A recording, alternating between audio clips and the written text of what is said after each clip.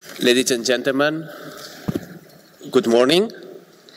Today I will give you a short overview of the steel long products market outlook, at least how we see it at Celsa Group. As many of you already know, Celsa Group, with about 9 million tons of production capacity, is one of the largest producers of steel long products in Europe. We have industrial operations in 8 European countries: Denmark, Finland, France, Norway, Poland, Spain, Sweden and United Kingdom. And we have steel productions in 5 of these countries: Spain, France, United Kingdom, Norway and Poland.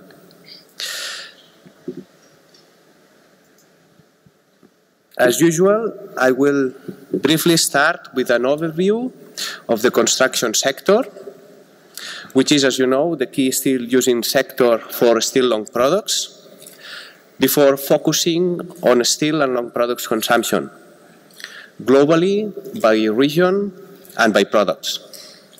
I will provide you with further details on the rebar market and the international price situation, before arriving to a quick summary and outlook.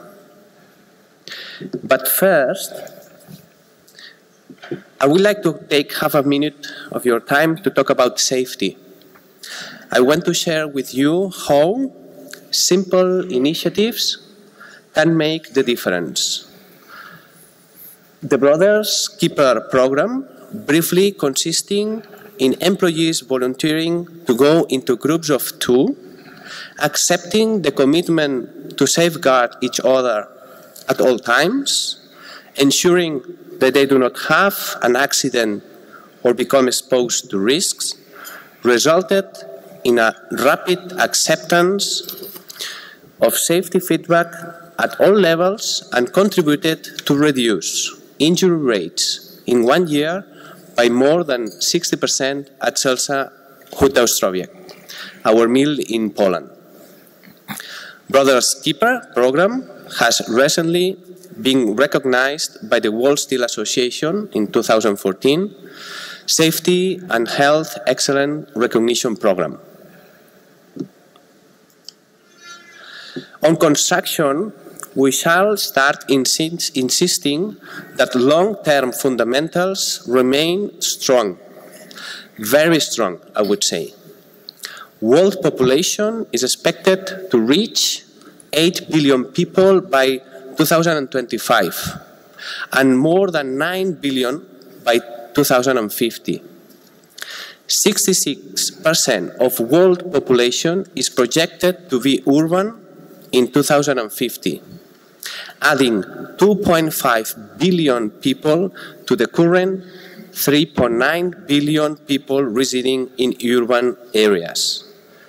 This urbanization process will have to be necessarily accompanied by massive housing and infrastructure projects.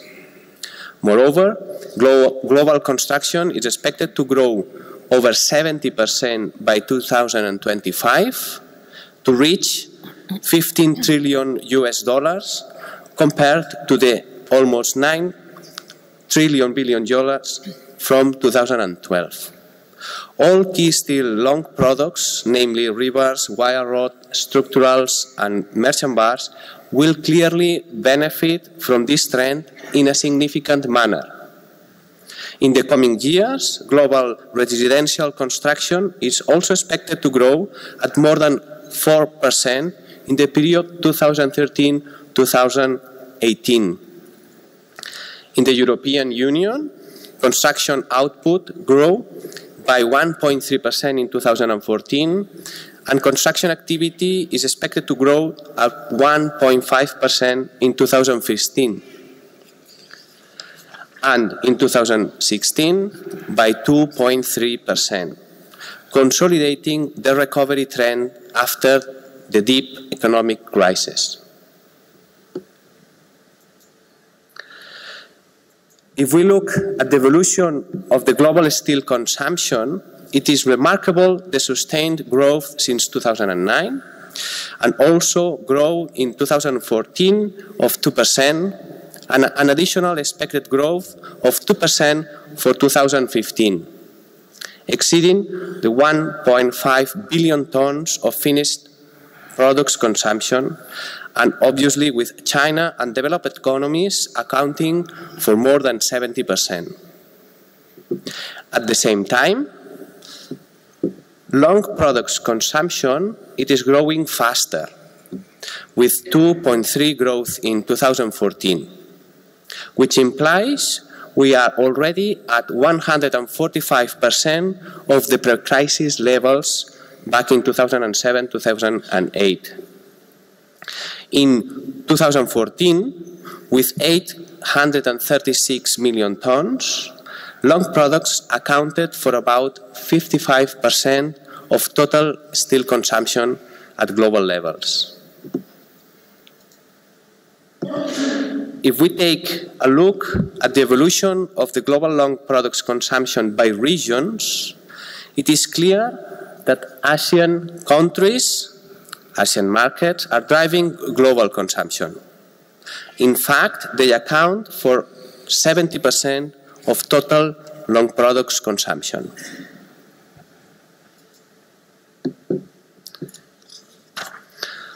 If we compare 2014 with 2013 figures by region, one should notice the significant differences among regions, with North America performing extremely well, with more than 12% growth, and with an understandable decrease in these countries.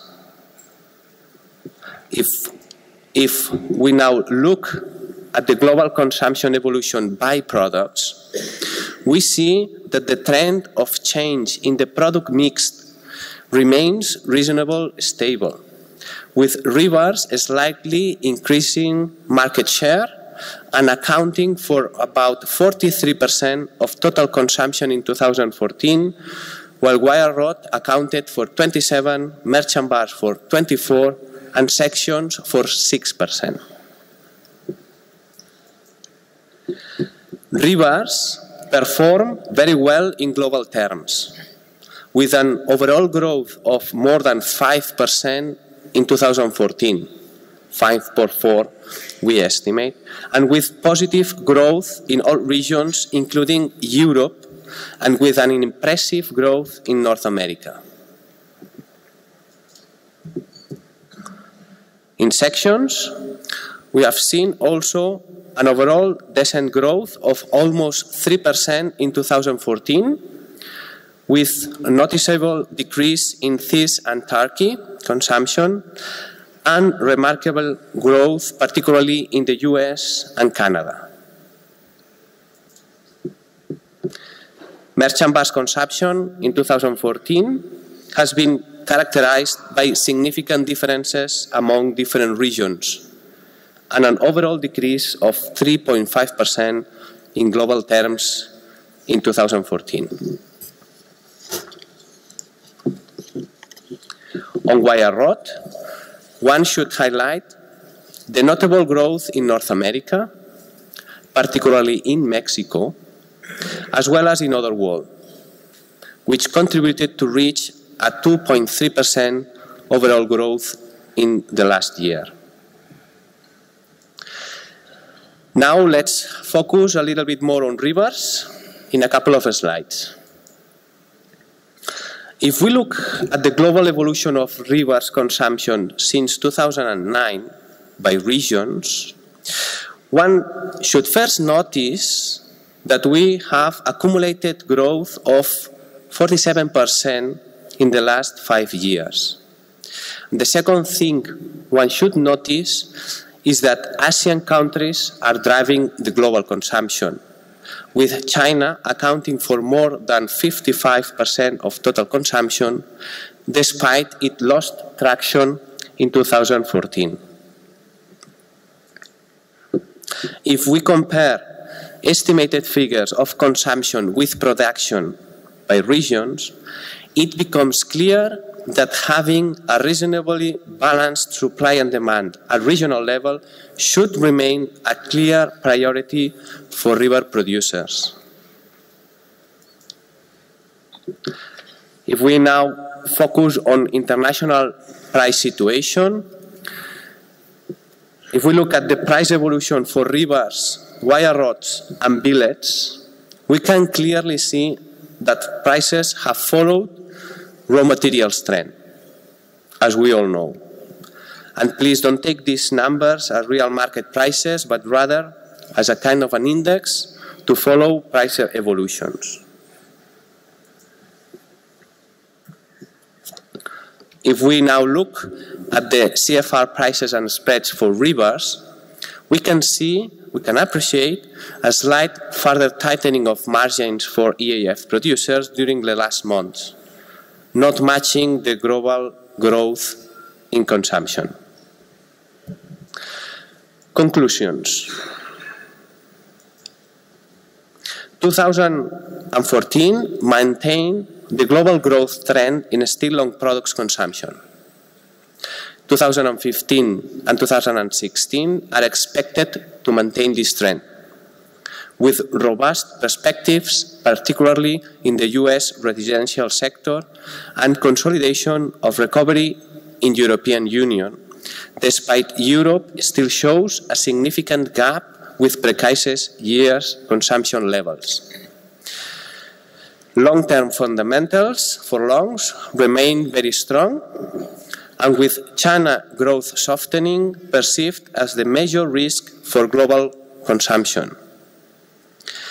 It is worth noting that low oil prices as well as geopolitical tensions may also impact certain regions. And finally, and very important, the reduction of price gap between iron ore and scrap will benefit EAF producers, and margins for longs should improve. Ladies and gentlemen, thank you very much for your attention. Thank you, Frank.